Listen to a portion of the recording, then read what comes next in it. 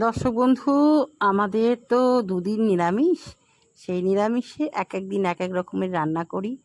আজকে রান্নাটা তোমাদের দেখাচ্ছি একান্ত নিরামিষ এবং পনিরের রান্না। সেই পনিরের রান্না আমি কিভাবে করি, 2-3 রকমভাবে করি। আজকে এক রকমের তোমাদের দেখাতে চলেছি। তোমরা সাথে থাকো, স্কিপ করবে না, পরপর দেখতে থাকো। সকলকে স্বাগত জানিয়ে আজকের ভিডিও শুরু করছি। আজকে তোমাদের দেখাতে চলেছি পনির আলুর তরকারি। এই পনির আলুর তরকারি করতে গিয়ে প্রথমে গরম জল, পনির ভেজে নিয়েছি, আলু সিদ্ধ করে নিয়েছি, আর মশলা করেছি চালমগজ, জিরে আর আদা। প্রথমেই তেলে সামান্য তেল দিয়ে তার মধ্যে মশলাটা দিয়ে দিতে হবে। মশলাটা দিলে তার মধ্যে একটু সামান্য হলুদ আর একটু জল দিয়ে ভালো করে নাড়াচাড়া করে নিতে হবে। নাড়াচাড়া করে নিয়ে হালকা করে ভাজতে হবে। পোস্ত আর চালমগজ এর রান্না কিন্তু বেশি ভাজলে হবে না, হালকা করে ভেজে নিয়ে তার মধ্যে সেদ্ধ করা আলুগুলো দিয়ে দিতে হবে। এবার সামান্য পরিমাণে লবণ আর মিষ্টি দিতে হবে। সেদ্ধ করা আলুগুলো এর মধ্যে দিব। এই যে চলে এসেছে সেদ্ধ করা আলু, দিয়ে দিলাম। দিয়ে এটাকে ভালো করে ভাজতে হবে। ভেজে নিয়ে সুন্দর করে ভাজতে হবে। নাড়াচাড়া করতে হবে, নাড়াচাড়া করতে হবে, না হলে নিচে লেগে গেলে কিন্তু খাবারটা নষ্ট হয়ে যাবে। তাই অনবরত এটাকে নাড়াচাড়া করতে হবে। এরপর ভাজা পনিরগুলো এর মধ্যে দিয়ে দিতে হবে। ভাজা পনিরগুলো দিয়ে তারপরে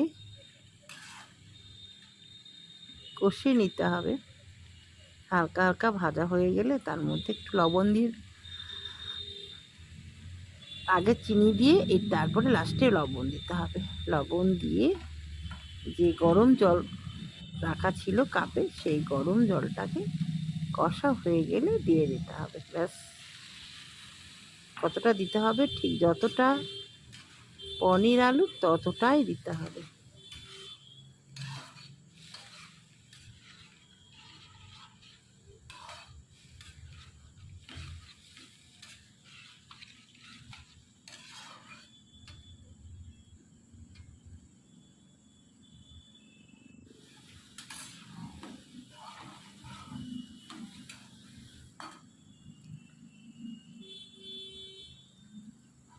ব্যাস, একটু শুকনো শুকনো হয়ে এসেছে রান্নাটা।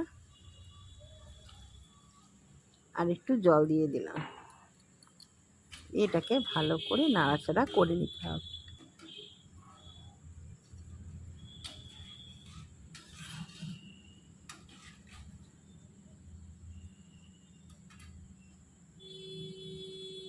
এটাকে ভালো করে ফুটতে দিতে হবে। ফুটিয়ে ঠিক যেমন ঘন ঘন হলে তখন নামিয়ে ফেলতে। ব্যাস, রেডি আজকের রান্না। কেমন লাগলো জানাবে।